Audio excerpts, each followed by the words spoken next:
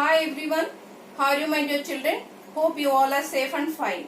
Today we are going to discuss the Coulomb's law but in vector form.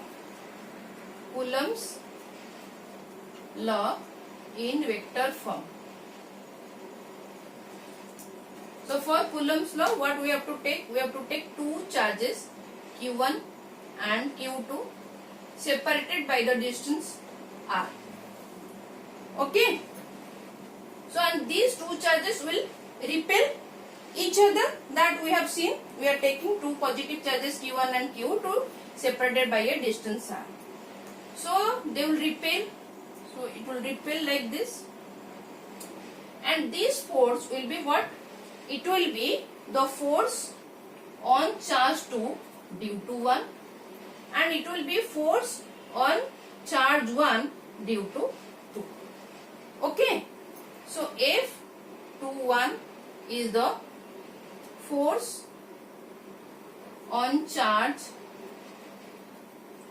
2 due to 1. See the subscript children. 2 due to 1. And what is F12? F12 will be force on charge 1 due to 2. Force on charge 1 due to 2. This charge 1 experience the force F12 due to Q2 charge. Okay. Now we will be using two unit vectors children. R21 and one is R12. See which one will be R21. R21 is the unit vector from which? Q1 to Q2 or Q2 to Q1. I have already discussed. Suppose this is your vector A, O. So OA, this unit vector is what? From O to A. From O to A.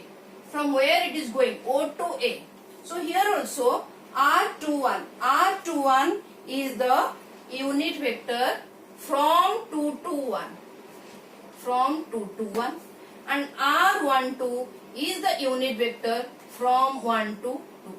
Clear children? There should not be any confusion. So R21, this cap is the unit vector from 2 to 1, and R12 is the unit vector from 1 to 2. Okay? Clear? Then we will now find out the F12 and what is F21 but in vector form. Okay? You know what is F? F is equal to K Q1 Q2 by R square. That we have already discussed. Now let us see how to write in vector form. Let me erase this.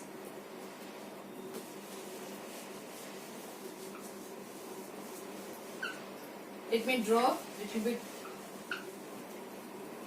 like this, so that this is your Q1 and this is your Q2. This is F21 children, and this is your F12, and R this way it will be R21, and this way it will be R12. It is all same, separated by a distance R. Now let me write what is F12. How to write F12? It will be K Q1 Q2 K Q1 Q2 by R square. This is all about magnitude. Now we are representing a vector form. So vector form means we will use a unit vector which is in the direction of F12. Okay. So it is your F12 is equal to K Q1 Q2 by R square. So this is your magnitude. Then what is the direction? F12. F12 is in this direction. Which unit vector? R12 or R21 is in that direction? See children, R21 is in that direction. So we will write this. So F12, just flip it. It will be R21. No confusion. So this is your magnitude and this gives you the direction of F12. Clear? So we can write now. What is this R21 by the way children? We know this R vector How will you represent this R vector? We have already studied. This is your resultant and this is your unit vector. This is magnitude and this gives the direction. This is your vector only. The value of vector R and this gives the directions. So we can write R cap is equal to vector R divided by magnitude of R. Okay. So here R square means we can write K Q1 Q2 by R square. What is R21? We can write R21 vector divided by R21 modulus. But see children, this R is nothing but it is all same, R12 and R21. Is it? So not. It is all same. We can write either R12 or R21 or R. All magnitudes are actually same. This is the unit vector. Let me write like this. R is equal to R12 or R21. This is the magnitude of the distance between the two charges. So it is all same. So it is nothing but we can write simply R21 also. So what we will get? F12 is equal to children. It will be K Q1 Q2 by, how will I write? I will write R21 Q. Okay? R21 Q. R21. Clear? F12 will be K Q1 Q2 R21 Q then R21. So this is your F12. Now tell me what is F21. How to write F21? How to write F21? Simply F21. Same K Q1 Q2 by R square. This is your magnitude. Now we have to give the direction. F21 in this direction. So R12 is in this direction. So here we can write R12. So now we can write K Q1 Q2 by R square. Here we can write R12 vector divided by the modulus of this. Okay. Now R12, R21. All three magnitudes are same. So we can now write F21 is equal to K Q1 Q2 by R12 Q then R12 vector. This is your F21. So force represented in vector form. Okay? Please note it down. So we can discuss further. See children, this R12 and R21 both are having same magnitude but the direction is opposite. So what to write? Let me erase this now. So simply what we can write? We can write R12. You can write R12 is minus of R21. Any problem? Because both the magnitudes are same but both are in opposite directions. So we can write like this. R12 is equal to minus of R21. We know F12 is equal to what? What we have just now written. K Q1 Q2 by R Q or R square. R square children. Okay. We are using this. R square. Now R21. This is your F12 we have just now saw the F12 vector form K Q1 Q2 by R square R21.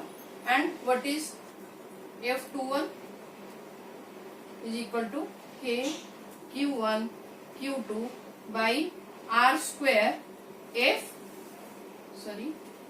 R12. Okay.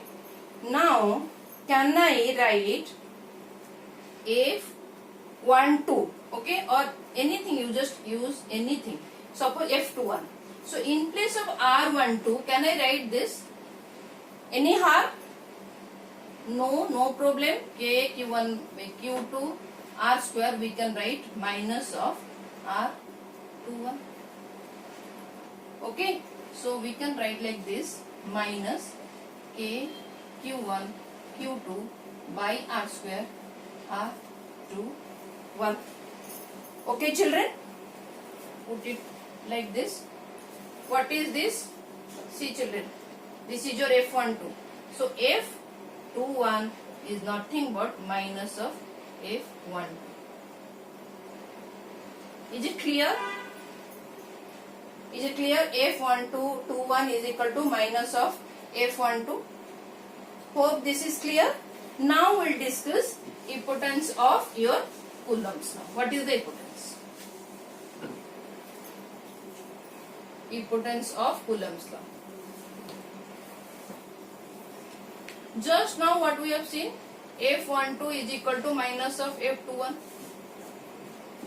Okay. So this Coulomb's law obeys Newton's third law of motion. Equal and opposite forces acting on each other. So importance of the Newton's Coulomb's law is it obeys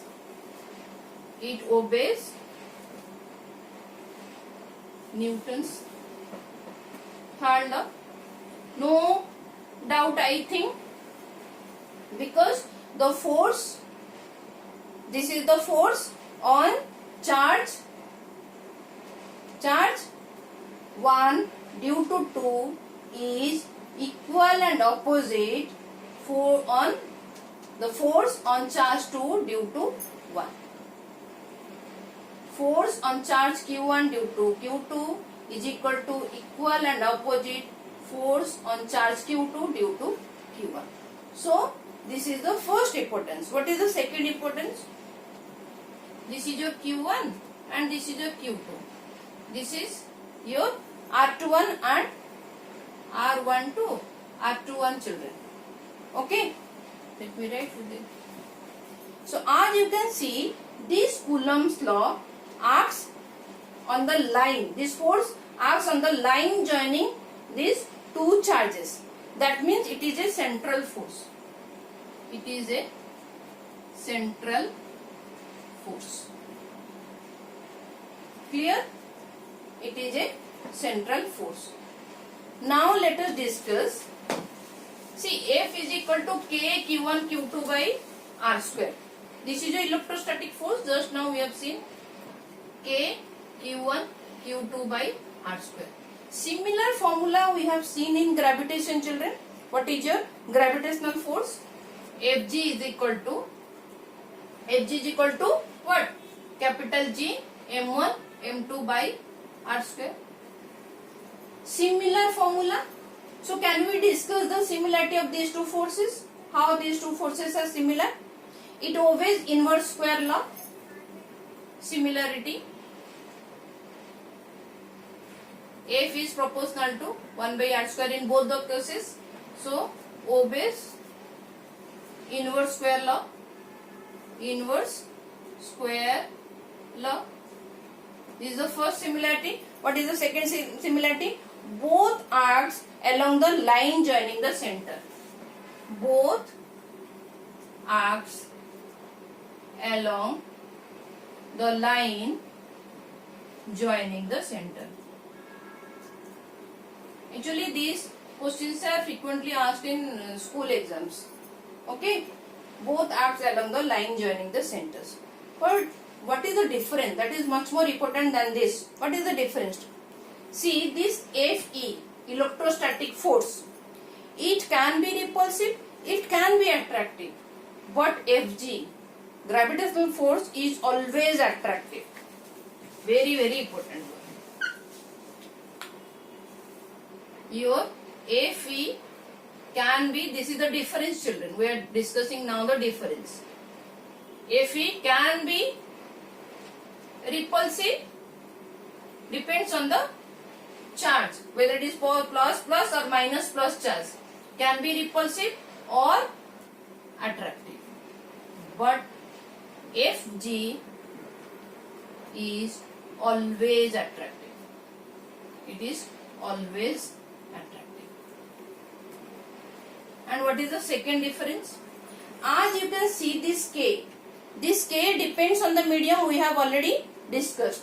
That's why your electrostatic force depends on the medium. On the medium. As K also depends on the medium. But Fg is independent of the medium. Why? Independent of the medium, as you can see this G is your universal gravitational constant. Okay, it doesn't depend upon your medium. So your gravitational force is independent of the medium, but your electrostatic force is dependent on the medium.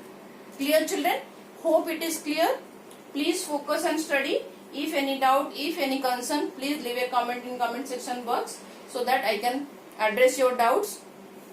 Take care, children, and thank you for watching, children.